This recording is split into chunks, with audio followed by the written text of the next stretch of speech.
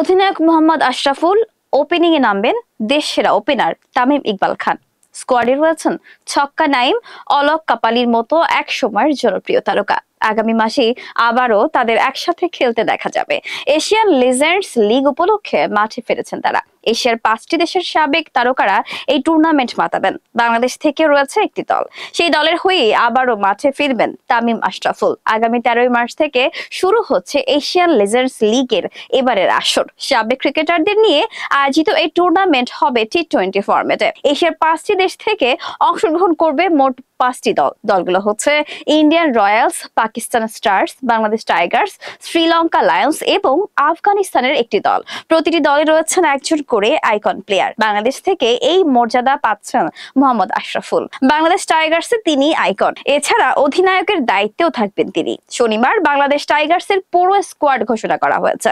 আশরাফুল ছাড়া সবচেয়ে বড় তারকা হিসেবে রয়েছেন তামিম ইকবাল। দেশেরা এই ওপেনার কিছুদিন আগেই অবসর নিয়েছেন। সেই হিসেবে এখন খেলবেন লিজেন্ড লিগ। 2023 বিশ্বকাপের আগে থেকে তাকে নিয়ে অনেক নাটকীয়তা হয়েছে।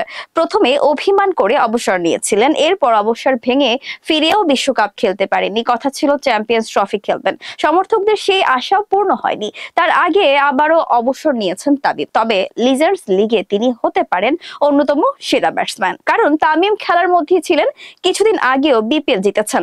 বাংলাদেশ টাইগার্সের বড় ভরসা হবেন তিনি। এছাড়া স্কোয়াডে রয়েছেন নাদিফ চৌধুরী, আরিফুল হক এবং নাজিম উদ্দিনের মতো ব্যাটসম্যান। পাশাপাশি অলরাউন্ডার হিসেবে আছেন নাইম ইসলাম এবং জিয়াউর রহমান, যারা দুজনেই হার্ড হিটার হিসেবে পরিচিত।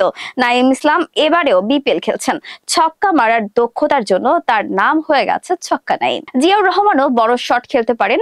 বোলার হিসেবে রয়েছেন অলক কাপালি এবং আবুল হাসানের মতো পেসার। টেস্টে 10 নম্বর ব্যাটসম্যান হিসেবে সেঞ্চুরির রেকর্ড করা আবুল হাসানকে অনেকদিন পর মাঠে দেখা যাবে। বোলিং এ আরো আছেন মেহেদি মারুফ, মোক্তার আলী এবং ইলিয়াস সানি। সব মিলিয়ে বেশ শক্তিশালী স্কোয়াড গড়েছে Bangladesh Tigers. Asian legends league সাবেক খেলোয়াড়দের টুর্নামেন্ট, তবে এর আয়োজন হচ্ছে জোরে সোরে।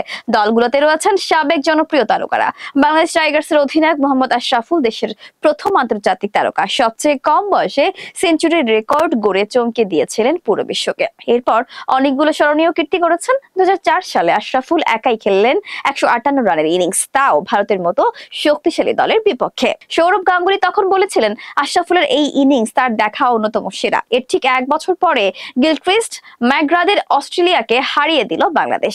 সেই অবিশ্বাস্য জয়ে সামনে থেকে নেতৃত্ব দিলেন মোহাম্মদ আশরাফুল। তার সেঞ্চুরির সুবাদেই অস্ট্রেলিয়াকে বিদেশের মাটিতে হারানোর গৌরব অর্জন করে টাইগাররা। এরকম স্মরণীয় মুহূর্ত উপহার দেয়া আশরাফুল এখনো সমর্থকদের কাছে প্রিয়। দীর্ঘদিন পর তাকে খেলতে দেখা যাবে। একসময় আশরাফুল আর তামিম যেভাবে একই দলে খেলতেন, সেই পুরনো দৃশ্য দেখা যাবে আবারও।